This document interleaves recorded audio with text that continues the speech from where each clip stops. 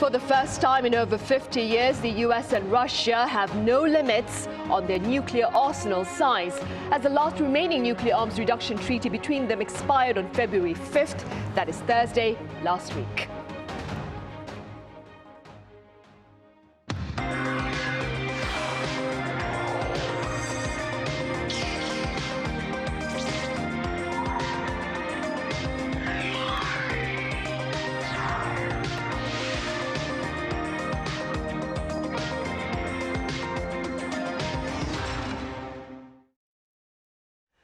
Hope your work week is off to a good start. You're watching Press Perspective for this Monday, February 9th here in Seoul. I'm Min Sunhee. At midnight last Thursday, a 15-year-old agreement called the New Strategic Arms Reduction Treaty, better known as NewSTART, expired, which essentially ended decades of efforts to limit nuclear weapons development of the US and Russia that together account for almost 90% of the world's nuclear arsenal. For more on this, I have Ruy Valdes with Spanish news agency EFE Spain here in the studio. Ruy, welcome back. Nice to be here, Sonia. I also have Professor Kim Young-jun at the Korea National Defense University joining our talk virtually. Professor Kim, as always, it's a pleasure to have you with us. Right, Ruy, let's start here in the studio. So let's begin with the end of the last remaining weapons control treaty between the US and Russia. What have the two countries said respectively about this reality?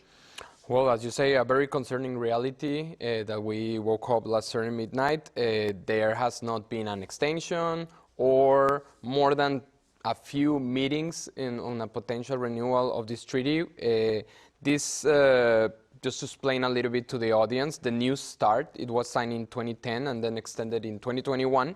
And what it does, what it did, it limited or it capped the deployed nuclear weapons to 1,550 and 700 delivery systems per country. We have to understand that US and Russia account for about 87% of the world's nuclear weapons. So the fact that they both have this treaty was quite important for not expanding nuclear arsenals worldwide. Pretty much, as I just mentioned, they take the whole pie.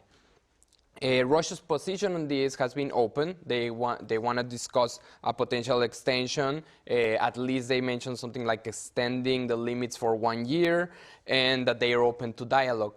But on the side of US, there is an element that could be a big factor because we don't really know the details of the meetings and let's say like the small wording or everything that is going on there.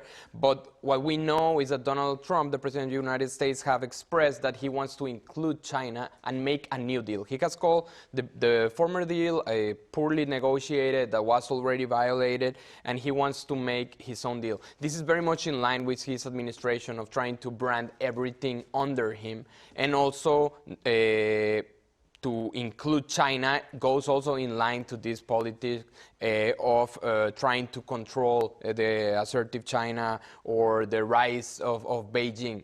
Being that said, Beijing actually only has 24 nuclear weapons deployed. It has 600 nuclear weapons overall, but deployment, when you compare it to the US and Russia, is very small. And as we will talk later, China has pointed out this. So right now we are in this impasse where if US insists China to come, China might never answer because they don't really have a comparison point. But let's see what Professor says about this, and also I have some comments further on.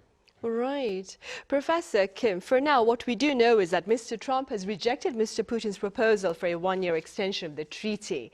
Why do you believe has Mr. Trump rejected this proposal? And why, as Ruy mentioned, does the US leader insist on including China in a new trilateral nuclear pact?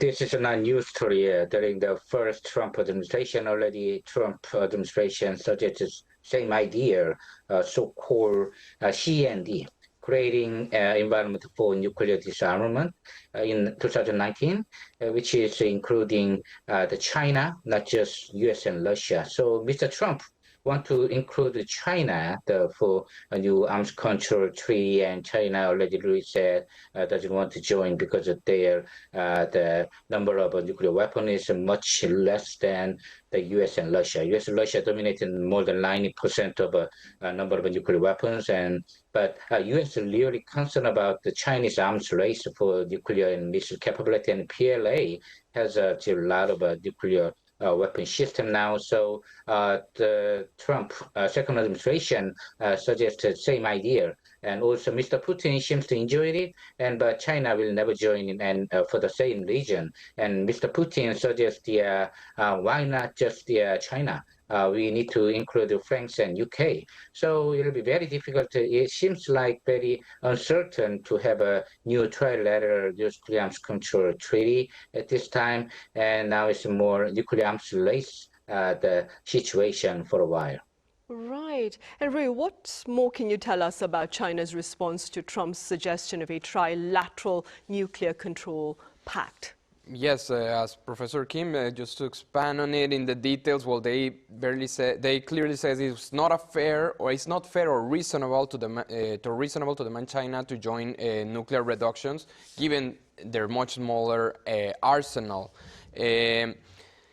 This, just to not be too repetitive, and thinking about the takeaways or what analysts also are saying, is that this impasse might put everybody in a state that we cannot expect a trilateral deal anytime soon. If Washington keeps pressuring on this, it goes against China saying, no, you have to first deal with Russia, first go to a similar deal that you had before, and then maybe you can jump to the conversation table with us, but you cannot try to englobe that in this new deal. So we're seeing again, since Trump administration began, another reason of tensions between the most powerful country of Asia and the United States. Of course, with Russia in the middle, with the war in Ukraine, these things also get much more complex. This strategic asymmetry seems that it's going to persist, apparently, from what analyst says, and that probably there's a risk of fragmentation, and instead, in the sense of now, since this is not binding control, we might see a new way of or of numbers of how countries develop their own nuclear weapons. How would they determine how much they can put as the new tab, or if there is even going to be a limit? So this can be a major shift in the whole nuclear scenario, but apparently there was some, there was some discussions in Abu Dhabi between Russia and US. They didn't get to any conclusion, and they're still open for trying to restart some kind of new deal. So we're going to have to wait to see what happens, but for now, the perspective is not good. Right. Against this backdrop, Professor Kim, UN Secretary General Antonio Guterres has voiced much concern, of course, over the end of this treaty, calling it, and I quote, a grave moment for global peace and security. I wonder, Professor Kim, do you share these concerns? Absolutely. UN Secretary General concern on grave moment clearly show general feeling of international community. Because the world now face a world without any legal limit on nuclear arsenal, just like Ruy already said. So the US and Russia together hold a vast majority of nuclear weapons, and now all great power like China, US, Russia push more nuclear capability and more missile capability. And North Korea, Iran, also want to develop their own nuclear weapon capability. And during the Russian-Ukraine war, everybody remember Putin has several times mentioned possible nuclear use for the war. This is the first time since the end of the Cold War. And now it's the world face the most dangerous situation in terms of nuclear weapon use. And this is a really great power competition. So that was a lot of problem anyway, just between nuclear weapon state and non-nuclear weapon state over the year. There is no consensus from the NPT Levy conference, so we have a lot of dangerous situation, and there will be a very the bad situation for nuclear arms race. Right. Ruy, as Professor Kim mentioned Iran's nuclear ambitions. Now, while Trump has been less enthusiastic about extending the US's nuclear control pact with Russia, he's been very adamant about cracking down on Iran's nuclear weapons ambitions. What's the latest on that front? Yes, well, again, we have these two countries in a similar topic in what we could call an impasse. The big difference here is that, as we all remember, in June 22nd, the United States already bombed Iran nuclear facilities to stop allegedly the nuclear program in the country. Right now, on the side of the U.S., they're trying to, well, in the context of the current turmoil that is happening in Iran, Trump has already mentioned the possibility of intervening, and this has been going on already for many days. And he has mobilized military assets, and now is demanding, among other things, that Iran suspends things like uranium enrichment. Iran has mentioned that they will never stop this, no matter what other negotiation, what other outcome they get. It would not put that in the table to get zero enrichment that was mentioned by the U.S. Being that said, still, they met over the weekend and the recent days, officials from both sides. They have mentioned from both sides also that it's progress, that it's a good sign that they can meet, see their faces. But again, as Trump was adamant on this, Iran keeps being adamant on that they will not renounce enrichment of uranium for defense or peaceful purposes, not for developing a weapon. Of course, the fear of the concern of the U.S. and many of the Western countries is that they could use that later, or they are already using it to develop nuclear weapons.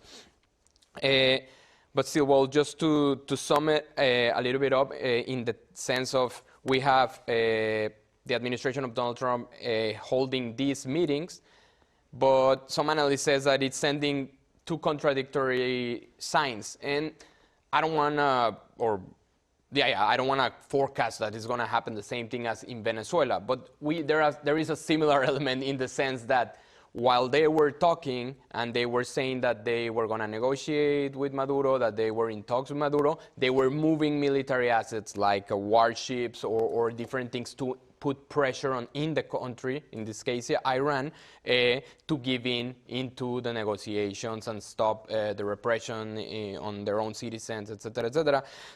We, of course, don't know if this is going to end the same. It's two very different contexts, two very different countries, but we do see these two contradicting signs. There's dialogue, but at the same time, there are military assets moving towards Iran. Right, hence the mounting tensions in that particular region. Professor Kim, how do these latest events on the international stage look to affect efforts here on the Korean Peninsula to rid nuclear weapons, do you think?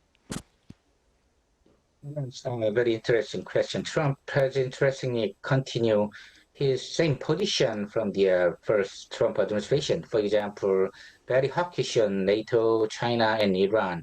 And this is Ruy Valdes said, peace through strength approach, sending military asset at the same time, pressure on negotiation. But his position on North Korea is clearly very dovish after maximum pressure on fire and fury.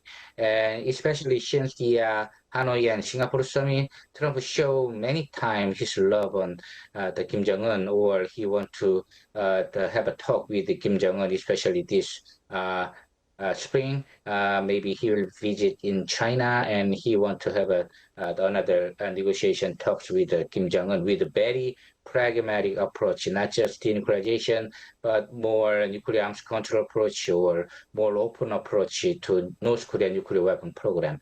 So his approach to North Korean nuclear weapon program is very different from the Iran's position. So after peace effort to the Middle East and Russia-Ukraine war, the final target from his second administration term will be North Korea and Korean Peninsula, especially for a Nobel Peace Prize. So now we will see, and his position on North Korea has been never changed, and he want to have a different approach to North Korea. Right, and speaking about North Korea, Ruy, what has been shared about its upcoming ruling party Congress, and what do you think makes this Congress even more important this time around?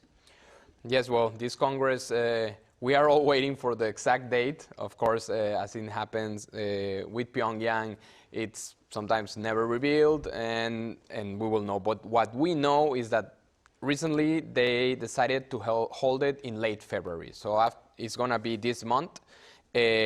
This is the top decision-making body. The last meeting, just the last Congress, is 5 years ago. Usually what North Korea does is to plan ahead on the next 5 years in all the major sectors: diplomacy, economics, foreign affairs, et cetera, et cetera. What is different and what makes this special? Well, the context in comparison to the one 5 years ago is very different. We have North Korea that now has strengthened military and economic ties with Russia. What many experts says gives them less reasons to dialogue with United States or Seoul, which hasn't established dialogue with North Korea now for years.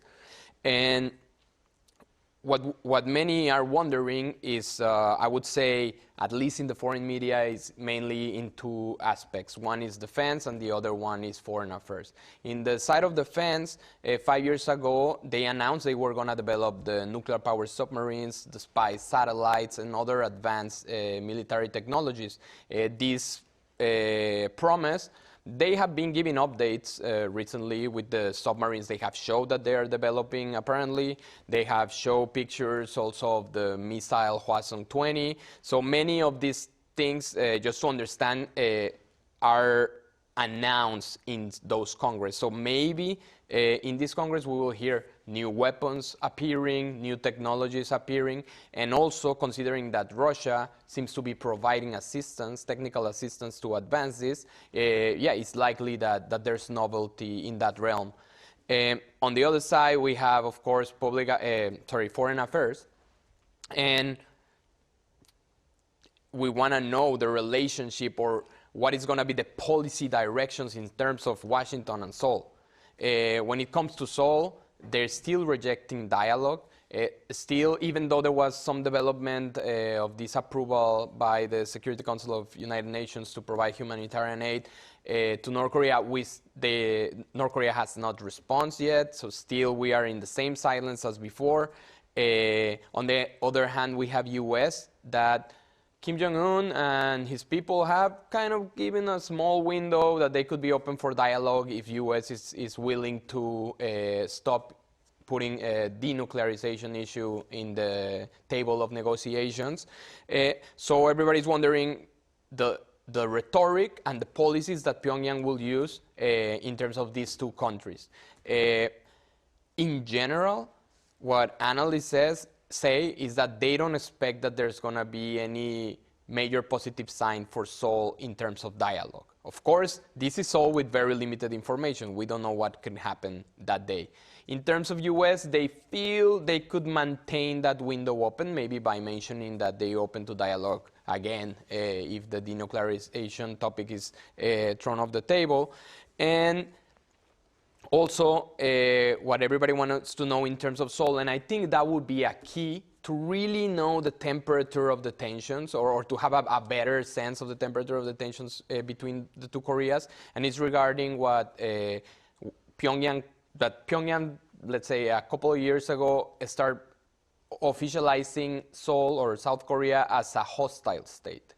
But this, of course, since there has not been a Congress, hasn't been mentioned in such a major event. So if this is mentioned in such a major event, it could mean that, yeah, they're going to maintain this line at least for the next 5 years in principle. If they somehow refrain and they don't mention it, could be a positive sign that maybe they are seeing well what the efforts of the current Lee Jae-myung administration about cutting broadcasts, or the recent humanitarian aid that apparently was proposed by the South Korean Minister of Foreign Affairs when he visited US. So these are the signs that we are mostly concerned about this Congress. Right, and I suppose we'll know for sure within the end of this month. Professor Kim, in the meantime, so amid this anticipation of a North Korea's 9th ruling party Congress, this, interest has been reignited in Kim Jong-un's daughter, Kim Joo. Now, some believe that she is indeed next in line to power. Others insist that she's simply there to enhance her father's image. What are your thoughts? Yes, very interesting question. International society wait and see if Kim Joo will be the first queen of North Korean regime or something. Many people guess and thought Kim Joo will be an official successor after Kim Jong-un, but nobody knows at the moment, and nobody knows Kim Jong-un has a hidden son in the European country or India, and he will be the king. But over the years, Kim Jong-un's role has been very interesting and very unique, especially in North Korean political scene. It looks like North Korean version of Ivanka Trump is kind of princess in North Korean regime. Also, it's softening definitely image of a dictator Kim Jong-un and family-friendly image-making process. So it has been successful. And sometimes it's controversial. The public kiss scene on his father is very rare in Asian the politics. But anyway, as a MZ generation, young generation leadership of Kim Jong-un and Kim Yo-jong and Kim Joo and Lee Seol-ju is all kind of a symbol of a new leadership of a North Korean regime, and it shows kind of a North Korean vision for next step. So it's more like pragmatic and family-friendly, and not depends on inter-Korean relation or only relation with the U.S. For example, Kim Jong-un some days ago criticized openly on his grandfather's legacy, and also some years ago he criticized on his father Kim Jong-un's foreign policy legacy. Too much it depends on inter-Korean relation, kind of a Hyundai facility in Gyeongbang Mountain or something like that. This is kind of tough. So we need to understand what Kim Jong-un really wants to do by showing Kim Joo in public persona. So so far, it has been successful, and we'll see if she will become the first queen of North Korea. But we don't know now. But a very important and interesting question. Right, I suppose the future will tell us then. All right, Professor Kim, I'm afraid that's all the time we have. Thank you so much for your insights today. Thank you very much. And Ruy, thank you very much for your time and your thoughts. Thank you, Sunhee. Right, that ends this edition of Press Perspective. As always, thank you for watching. See you same time tomorrow.